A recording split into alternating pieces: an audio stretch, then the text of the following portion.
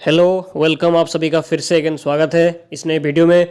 तो यहाँ पे मैं आपको कुछ इम्पोर्टेंट इन्फॉर्मेशन देने वाला हूँ क्योंकि अभी कुछ मॉडल्स अरब सागर के साथ साथ बे ऑफ बंगाल पे भी कुछ एक्टिविटी हो सकता है, इसका कुछ इंडिकेशन दे रहे हैं। तो एक्चुअली उसके बारे में क्या होने वाला है तो मैं यहाँ पे इस वीडियो पे आपको बताने की कोशिश करूँगा। तो वीडियो स्टार्ट करने से पहले अगर आपने अभी तक भी हमारे चैनल को सब्सक्राइब नहीं किया है तो सब्सक्राइब जरूर करिए और वीडियो को लाइक भी जरूर करिए ताकि आने वाले टाइम पे लगातार आपको वेदर के बारे में जानकारी मिल सके। चलिए वीडियो को स्टार्ट करते हैं। तो जैसे कि आप लोगों को पता होगा कि अरब सागर पे साइक्लोन बनने का संभावना काफ़ी ज़्यादा हाई हो चुका है। इसके बारे में मैंने कई बार आपको वीडियो में बोला भी है, बट अभी बे ऑफ बंगाल पे भी कुछ एक्टिविटी इंक्रीज होने का संभावना इंक्रीज हो रहा है। कुछ मॉडल्स अभी इसके बारे में संकेत करना स्टार्ट कर रहे हैं कि हाँ, बे ऑफ बंगाल पे भी अरब सागर के साथ साथ कुछ हलचल हो सकती है।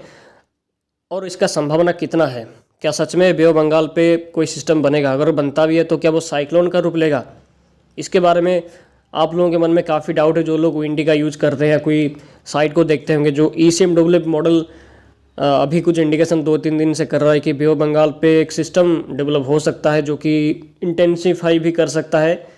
और उसका वो मॉडल ये भी दिखा रहा है कि बे ऑफ बंगाल का जो सिस्टम होगा वो साइक्लोन का रूप भी ले सकता है।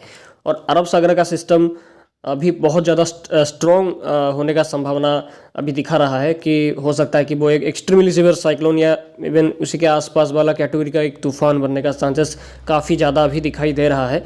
और GFS मॉडल जो पहले इंडिकेट नहीं कर रहा था, अभी वो भी इंडिकेट करना स्टार्ट कर रहा है, क्योंकि मैंने बोला था कि GFS का इनसेंबल मेंबर्स लगातार सिस्टम के बारे में इंडिकेशन कर रहे थे। तो GFS मॉडल धीरे धीरे करके इंडिकेट करना स्टार्ट करेगा। तो अभी GFS मॉडल भी अरब सागर के सिस्टम को इंडिकेट करना स्टार्ट कर दिया है।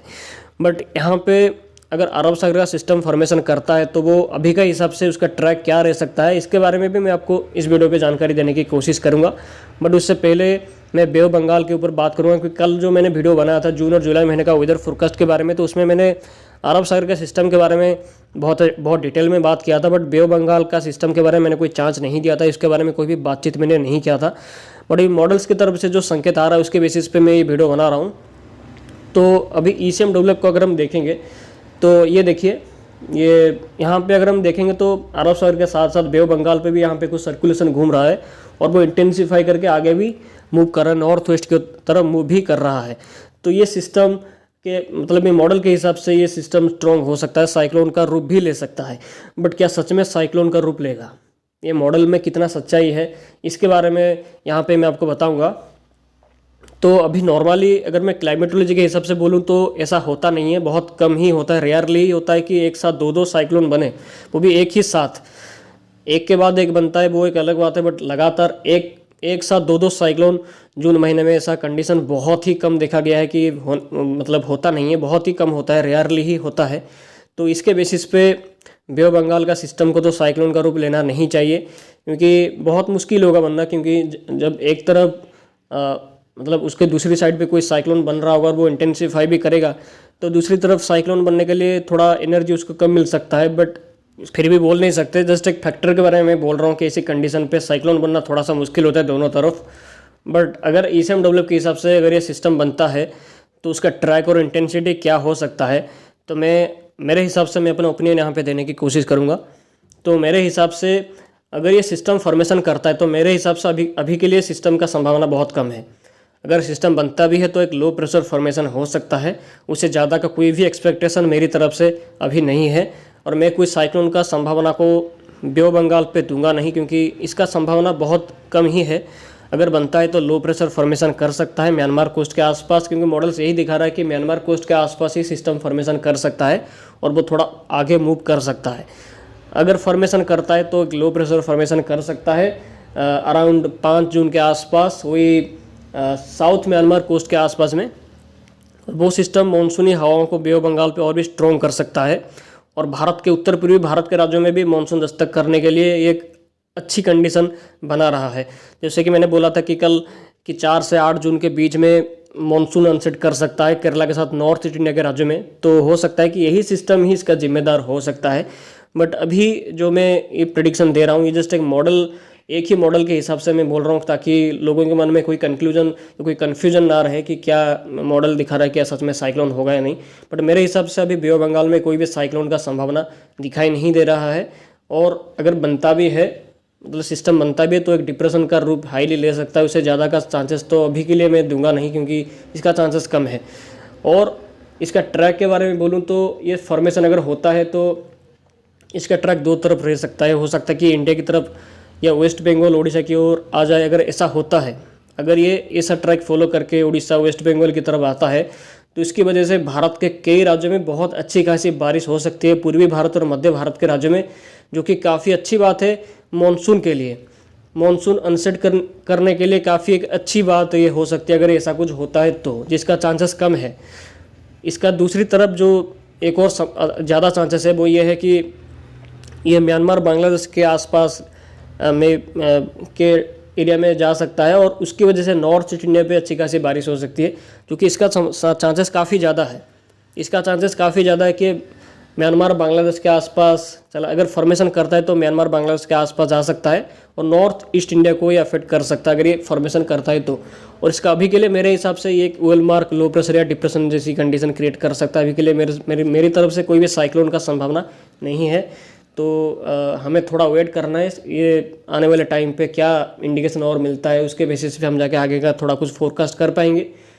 और अभी के लिए कोई पैनिक होने की ज़रूरत नहीं है। मैं आपको इन्फॉर्म करूंगा अगर बाद में कोई चेंजेस होता है, अगर साइक्लोन का संभावना इंक्रीज होता है तो मैं आपको बताऊंगा। बट अभी के लिए कोई भी साइक्लोन का चांसेस बे ऑफ बंगाल में दिखाई नहीं दे रहा है। तो वहीं पे अरब सागर पे मैं बोलूँ तो अरब सागर पे बहुत खतरनाक साइक्लोन बनने का संभावना काफ़ी इंक्रीज हो चुका है। तो अरब सागर के बारे में अगर मैं बोलूँ तो अरब सागर पे 4 जून के आसपास एक सर्कुलेशन फॉर्मेशन कर सकता है साउथ ईस्ट अरब सागर पे, और वो इंटेंसिफाई कर सकता है 5 जून के आसपास। और वो सिस्टम मानसून को और स्ट्रॉन्ग करेगा अरब सागर के भागों में, जो कि मानसून को जल्दी अनसेट करा देगा। मतलब टाइम के हिसाब से थोड़ा आगे, मतलब थोड़ा तो देरी हो रहा है, तो उसी के हिसाब से 4 से 5 जून के आसपास केरला में मानसून अनसेट करने का चांसेस तो अभी के लिए काफ़ी ज़्यादा है, क्योंकि लगातार बारिश की एक्टिविटी केरला के इस समय रिकॉर्ड भी हो रहा है। तो उसके बेसिस पे IMD डिक्लेयर कर सकता है मानसून अनसेट का। तो इसी के बेसिस पे अगर मैं बोलूँ तो 5 जून के आसपास ये सिस्टम जो अरब सागर का सिस्टम होगा वो इंटेंसिफाई करके लो प्रेशर या वेल मार्क का रूप लेने का संभावना है। और 6 जून के आसपास ये सिस्टम और इंटेंसिफाई करके एक साइक्लोनिक स्टॉर्म का रूप लेने का संभावना काफ़ी ज़्यादा है। और अरब सागर का सिस्टम अगर साइक्लोन का रूप लेता है तो उसका नाम बिपरजॉय रखा जाएगा, जिसका चांसेस 90% के आसपास है या उससे ज़्यादा भी है। हम बोल सकते हैं कि ऑलमोस्ट श्योर ही है कि हाँ साइक्लोन बनेगा अरब सागर पे, इसमें कोई डाउट नहीं है। और ये सिस्टम बनने के बाद वो उसके बाद भी और इंटेंसिफाई लगातार करता रहेगा।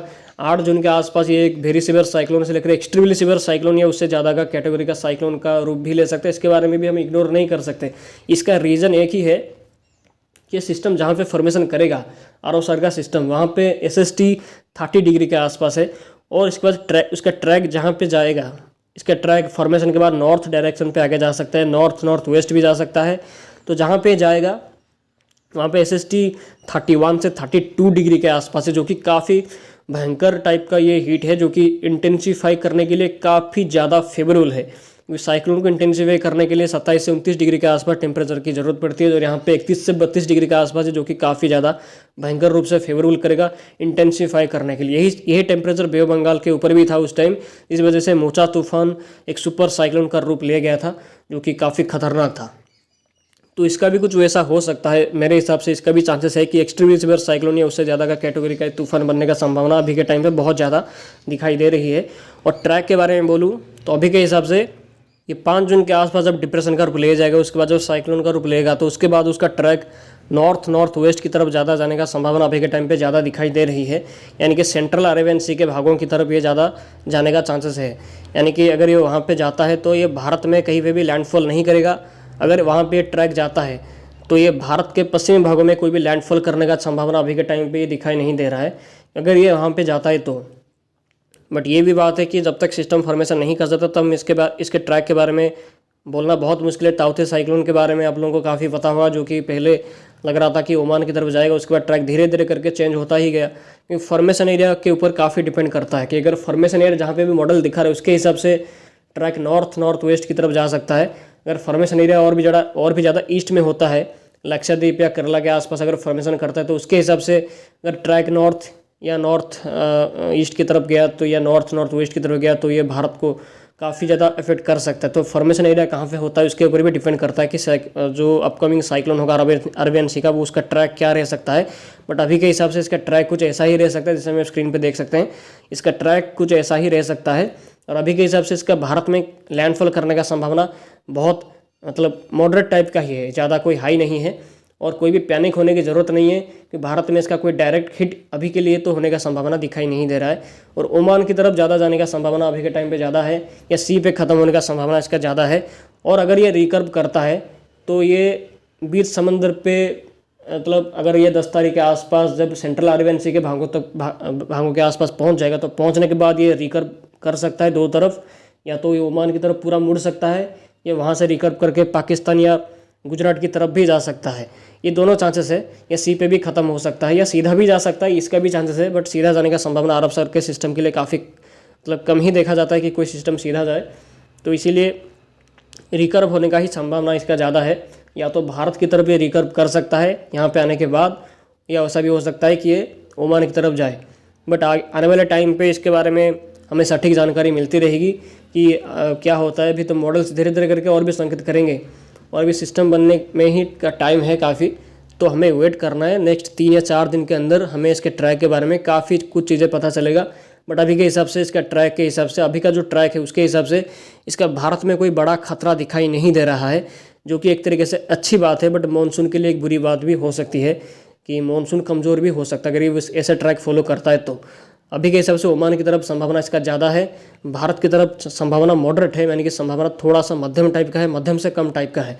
बट आने वाले टाइम पे मैं आपको इसके बारे में लगातार खबर देता रहूँगा। अगर इसके ट्रैक में कोई भी और बदलाव होता है मेरे तरफ से तो मैं आपको इन्फॉर्म जरूर करूँगा। और बे ऑफ बंगाल के सिस्टम के ऊपर भी मेरी नज़र पूरी तरह से बना हुआ है, उसके बारे में भी अगर कोई संभावना उसकी तरफ से भी इंक्रीज होता है साइक्लोन का, या और भी कुछ इंक्रीज होता है, तो मैं आपको हर दिन इन्फॉर्मेशन देने की कोशिश करूँगा।